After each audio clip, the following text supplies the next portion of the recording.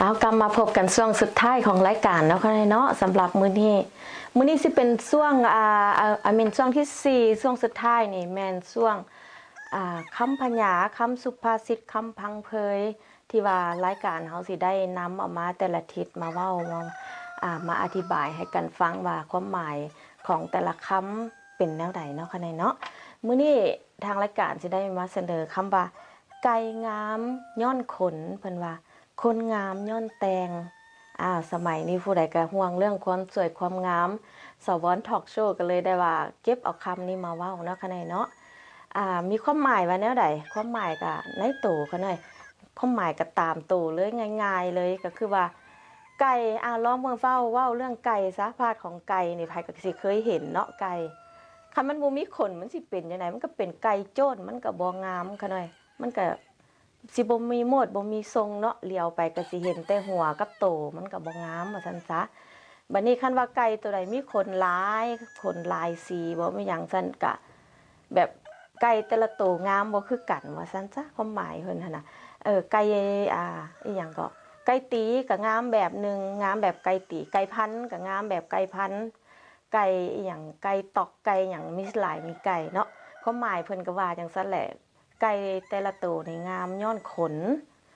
นมันหันสิพาให้โตของไก่หันงาม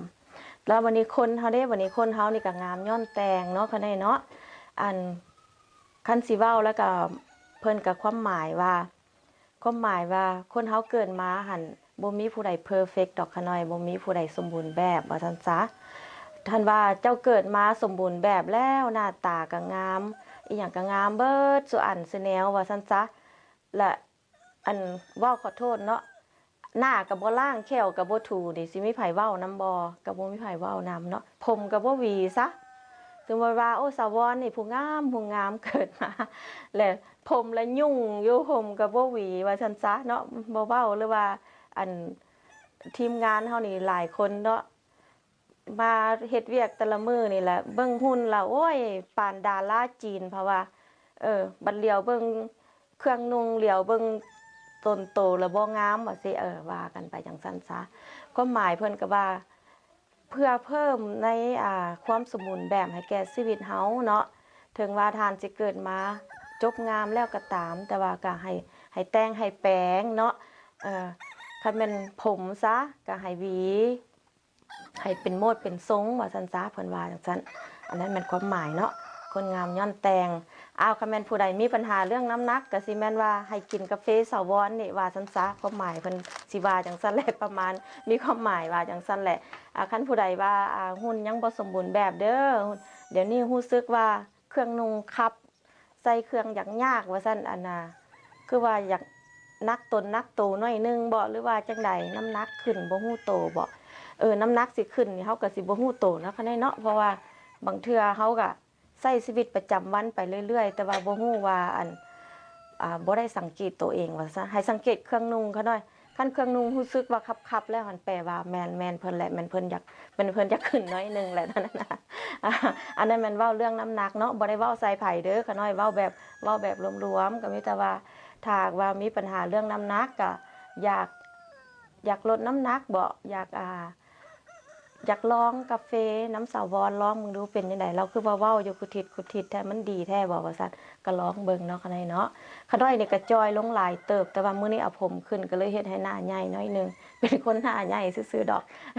แต่ว่าน้ำหนักหันลงอยู่แต่ว่าคันเอาผมขึ้นแล้วก็เฮ็ดให้หน้าใหญ่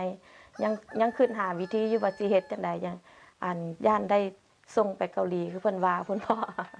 อันนั้นแม่นเว้ากันว่าจังซั่นซะไก่งามย้อนขนคนงามย้อนแตงค่ะน้อย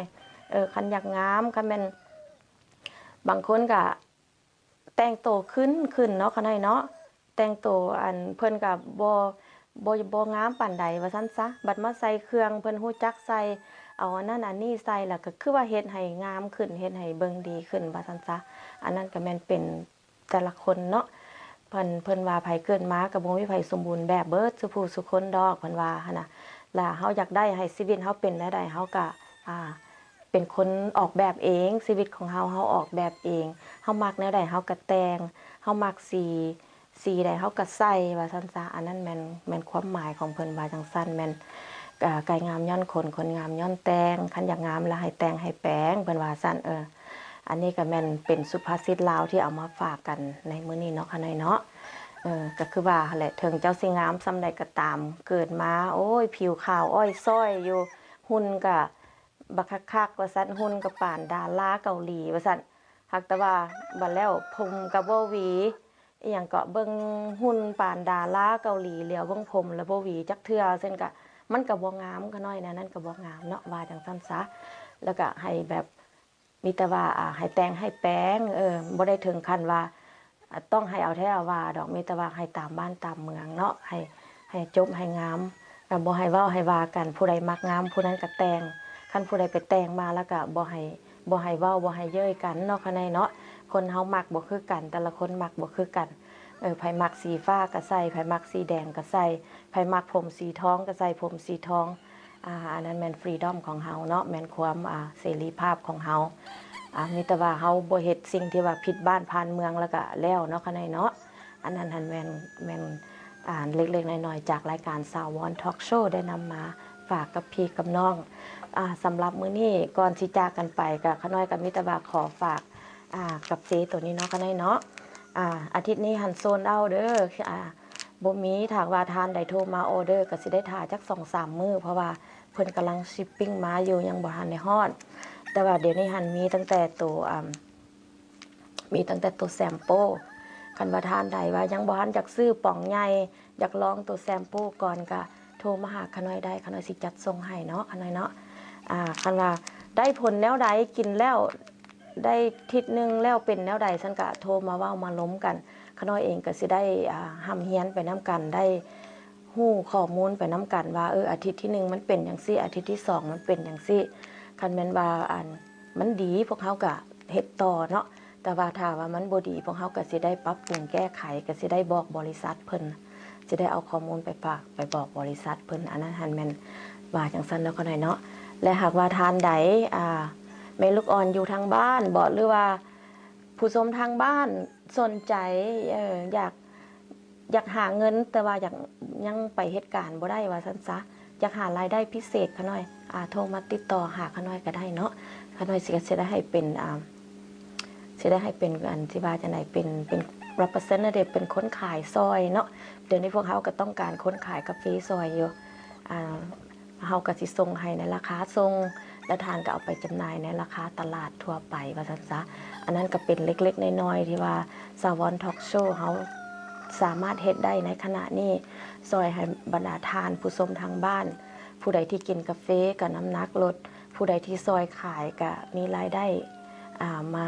จุนเจือครอบครัวเนาะค่ะเนาะเป็นรายได้เสริมหรือว่าใครอยากเฮ็ดเป็นรายได้หลักก็ได้เนาะค่ะเนาะเป็นได้ก็โทรมาเว้ามาลมมาสอบถามข้อมูลนำกันต่อไปฝากให้สปอนเซอร์เด้อถ้าไหนมีผลิตภัณฑ์มาจากลาวจากไทยจากไสก็แล้วแต่สนใจอยากลงโฆษณานำรายการสาวอนทอล์กโชว์กรุณาติดต่อนำขน้อยได้เนาะขน้อยเนาะแล้วขน้อยก็สิได้บอกให้ทีมงานเพิ่นติดต่อหาประชาสัมพันธ์ซอยสำหรับมื้อนี้ขออวยพรไซแก่บรรดาทานเบิดสุผู้สุคนผู้ชมทางบ้าน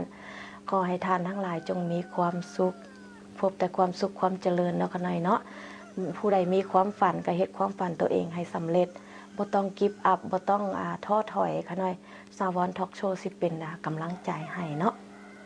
แต่ว่าถ้าทานใดประสบผลสำเร็จแล้วอยากเผยแพร่อยากแชร์ประสบการณ์ขน้อยก็ยินดีครับโทรมาเว้ามาล้มกันได้เนาะขน้อยเนาะสำหรับมื้อนี้ขอกล่าวคำว่าสบายดีลาก่อนขน้อย